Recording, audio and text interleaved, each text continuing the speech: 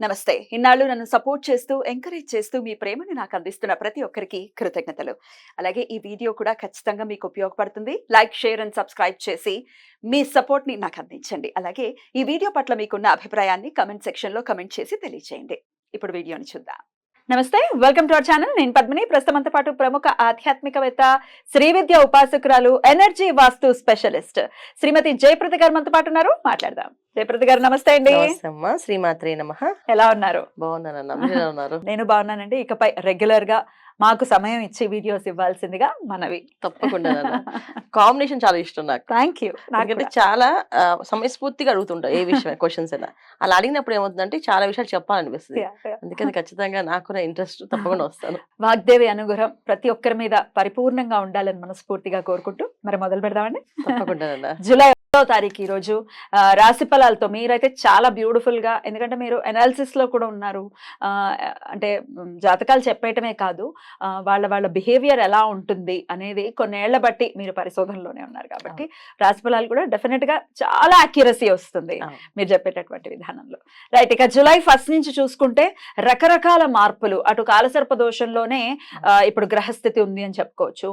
అలాగే శని యొక్క వక్రం ఉంది, గురువు యొక్క అతిచారం ఉంది, మళ్ళీ కుజుడి వక్రం ఉంది. ఇట్లా రకరకాల గ్రహస్థితి. ఏమిటి ఇంత అలాగా మూకమ్మడి దాడి అంటారు కదా, అలానే ఉందా అనిపిస్తోంది. మరి ఏంటి ద్వాదశ రాశుల వాళ్ళకి ఎలా ఉంటుంది? ఈ విషయాలన్నీ ఒక్కసారి మీ ద్వారా. తప్పకుండా. అయితే మనకి గ్రహాల అనుగ్రహం లేదు అని అనుకుంటున్నాం కదా. దీనికి కారణం ఏంటంటే మనం చేస్తున్న కొన్ని తప్పిదాలు. సో మానవులుగా మనం పుట్టిన తర్వాత కొన్ని విషయాలు మనం నియంత్రణ లేకుండా చేసే ప్రతి ఒక్క పని ఇవాళ అవి విజృంభిస్తున్నాయి. ప్రకృతి విలయతాండవం చేస్తుంది మన మీద. ఎప్పుడు ఎటు నుంచి ఏది వస్తుందో అని చెప్పకుండా చేసేస్తున్నారు వాళ్ళు. ఎందుకు ఇలా చేస్తుందంటే దానికి కారణం కూడా మనమే. ఎందుకంటే అకాలంగా చెట్లు నరికేస్తున్నాం, అంటే అకాలంగా ఇష్టం వచ్చినట్టుగా విసర్జన చేయడం, ఎక్కడ పడితే అక్కడ మాట్లాడడం, ఇష్టం వచ్చినట్టు మన మనుషుల్ని హీనంగా మాట్లాడడం. అంటే మానవుడిగా పుట్టాక, ఒక మనిషిగా పుట్టాక ఫస్ట్ మనిషిగా ఉన్నప్పుడు ఇంక తోటి మనిషిని గౌరవించాలి, తోటి మనిషిని హీనంగా మాట్లాడకూడదు. కానీ ఆ లక్షణాలు ఏమి పెట్టుకోకుండా మాకున్నది ఇంత అని గర్వంతో వెళ్ళిపోయిన వాళ్ళు, గర్వంతో ఎగిరే వాళ్ళు, గర్వంతో ఉన్న వాళ్ళకి ఇవన్నీ కూడా శిక్షలు. అంటే ఇప్పుడు ఏం చేస్తే పెద్దవాళ్ళు చేసిన ఏవైతే పుణ్యం ఉంటుందో అది పిల్లలకి వస్తుంది. మరి పెద్దవాళ్ళు చేసిన పాపం కూడా పిల్లలకి వస్తుంది కదా. ఒకప్పుడు ఎప్పుడో మనం చేసిన ప్రతి ఒక్క చర్యకి ఇవాళ మనం అనుభవిస్తున్నాం. ప్రతి చర్య అనమాట. అది ఎలా తీసుకుంటుందంటే ఇంకా విధ్వంసం చేస్తుంది. ఇప్పుడు మనకి కోపం వస్తే మనం నష్టపోతాం, మన కుటుంబం నష్టపోతుంది. ప్రకృతి కోపం వస్తే ప్రపంచము అల్లాడిపోతుంది. ఇది ప్రస్తుతం ఉన్న గ్రహస్థితి. ఇప్పుడు గ్రహ గమనాలు అన్ని కొన్నా మనకి ఎప్పుడు ఏది ఎలా నడుస్తుంది అనేది చెప్పడానికి లేకుండా ఉంది. ఇప్పుడు రాశి ఫలాలు మనం తీసుకుంటే మాస ఫలితాల్లో ఇప్పుడు కుజుడు అనుకూలంగా లేడు, రవి అనుకూలంగా లేడు, శుక్రుడు అనుకూలంగా లేడు, బుధుడు అనుకూలంగా లేడు. ఎవరికి వీళ్ళకి ఈ బుధుడు అనుగ్రహం ఉంది అంటే వాళ్ళకి బుధుడు అనుగ్రహం లేదు, వీళ్ళకి శుక్రుడు అనుగ్రహం ఉంది అంటే వీళ్ళకి శుక్రుడు అనుగ్రహం లేదు. అలా ప్రతి ఒక్కరికి ఒక్కొక్క రాశికి వీడు ఒక గ్రహమే అనుకూలం. అంటే ఈ మాసంలో మనం ఒక గ్రహం మాత్రం అనుకూలంగా ఉంది ఒక్కొక్క రాశికి.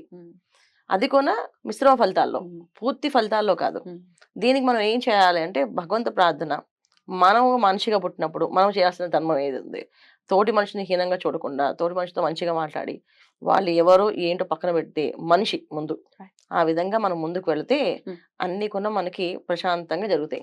మన ఇంట్లో మనం బయటికి వెళ్ళేటప్పుడు ఖచ్చితంగా దైవారాధన, దీపారాధన చేసుకోవడం, శుభశకునాలు చూసి బయటికి వెళ్ళడం.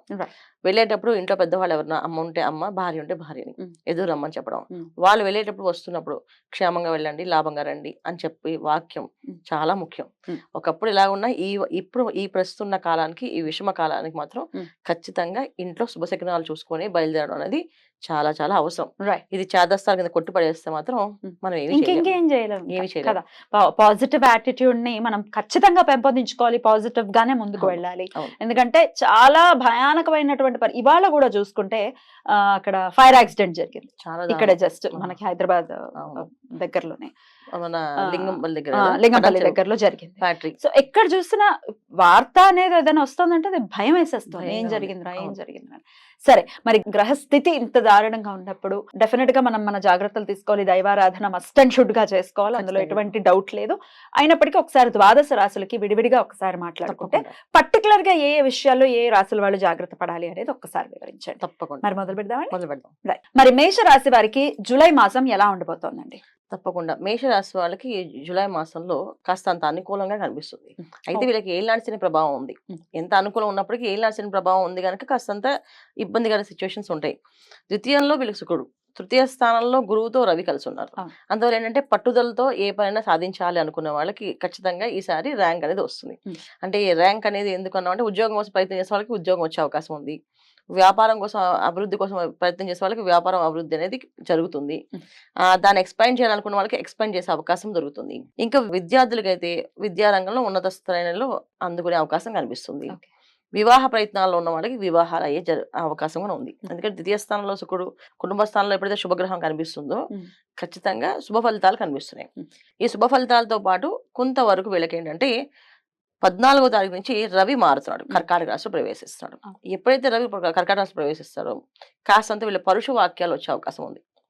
సో తెలియకుండా తెలుసో ఎక్కువగా మాట్లాడము, కొంచెం గర్వంగా మాట్లాడము జరగడం వల్ల అక్కడ ఏమైందంటే బంధువుల నష్టం ఉంది. అంటే బంధు నష్టం అంటే బంధువులతో విరోధం అనేది ఉంది వీళ్ళకి.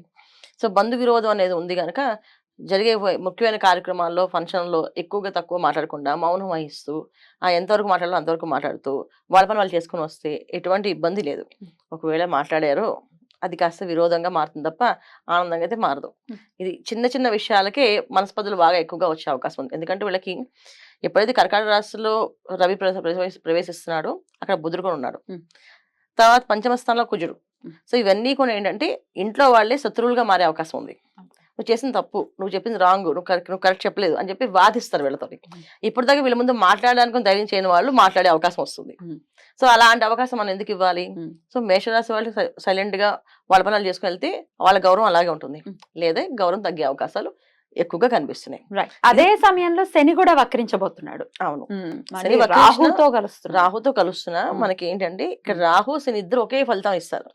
సో మేషరాశి వాళ్ళకి లాభస్థానంలో రాహు ఏదో యోగిస్తాడు అనుకుంటున్నాం, కానీ శని కలిశాడు అనుకో, శని రాహులు ఇద్దరు కూడా యోగించడం అంటే ఏంటి అంటే ఇది గోచార ఫలితాలు యోగించడం తీసుకుంటే జన్మ జాతకంలో రాహు ఒక మంచి ప్లేస్ లో ఉన్నా వాళ్ళకి శనేశ్వరుడు మంచి ప్లేస్ లో ఫ్లేవర్ ప్లేస్ లో ఉంటాయి, ఆ దశ అంత దశలు బాగుంటాయి, ఈ వక్రించడం అనేది వీళ్ళకి ఫేవర్ అవుతుంది, గోచారం యాడ్ అవుతుంది.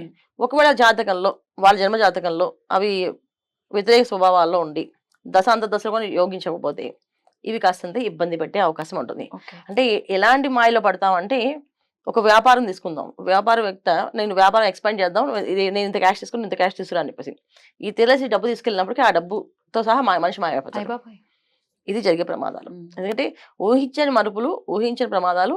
ఇంట్లో వాళ్ళ శత్రుత్వం అంటే ఎలాగ అవుతుంది? ఇంట్లో వాళ్ళు ఎందుకు శత్రుత్వం అవుతారు? ఎప్పుడైనా అకాలంగా కొన్ని పనులు మనం చేస్తే నాకు శత్రుత్వం వస్తుంది.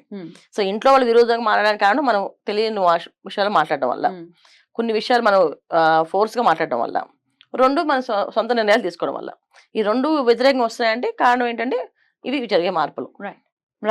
రైట్ అండి. మొత్తానికి కొంత అనుకూల పరిస్థితులు ఉన్నాయి, అలాగే మరి కొన్ని రోజుల్లో ప్రతికూల పరిస్థితులు ఎదురయ్యే పరిస్థితి కూడా ఉంది. కాబట్టి మరి ఎటువంటి దైవారాధన చేసుకోవచ్చు, అసలు ఎలా సాఫీగా వెళ్ళిపోవాలి ఈ మంత్ అంతా అంటే ఏం చేయాల్సి ఉంటుంది మేషరాశి? తప్పకుండానన్నా ఈ మంత్ అంతా వీళ్ళు చేయాల్సిన పని ఏంటంటే ప్రతిరోజు ఓం నమో హనుమతే నమః మంత్రాన్ని రోజు చేయడం, హనుమాన్ చాలీస చదవడం, ప్రతి శనివారం ఆంజనేయ స్వామి గుడికి వెళ్ళి ప్రదక్షిణాలు చేయడం, 11, 21, 108 ఇవి ఖచ్చితంగా చేస్తూ ఉంటే ఆ వారం వరకు వీళ్ళకి ప్రశాంతంగా జరుగుతుంది. ఏ వారం చేయలేదో ఆ వారం వాళ్ళకి సినిమా చూపించేస్తుంది. అంత దారుణంగా ఉంటుంది. సో వీళ్ళు వెళ్ళారా వీళ్ళు తెలుస్తుంది, వెళ్ళకపోతే ఏమవుతుందో చూద్దాం అనుకున్నారా, ఖచ్చితంగా అది మీకు చూపిస్తుంది. అది మళ్ళీ ఇంకోసారి మళ్ళీ ఆ పనులు చేయం. సో 4 వారాలు జాగ్రత్తగా ఉండాలి ఈ మాసం మాత్రం. రైట్, చాలా చక్కగా వివరించారు. ఉన్నది ఉన్నట్టు కుండ బదలు కొట్టినట్టు చెప్పారు. సో జాగ్రత్త తీసుకుని మంత్ అంతా కూడా పీస్ఫుల్ గా వెళ్ళాలి మేషరాశి వారికి అని మనస్ఫూర్తిగా కోరుకుంటూ, మరి నెక్స్ట్ వీడియోలో వృషభ రాశి వారికి ఎలా ఉంటుందో చూద్దాం. థ్యాంక్ యూ అండి. నమస్తే. శ్రీమాత్రే నమః.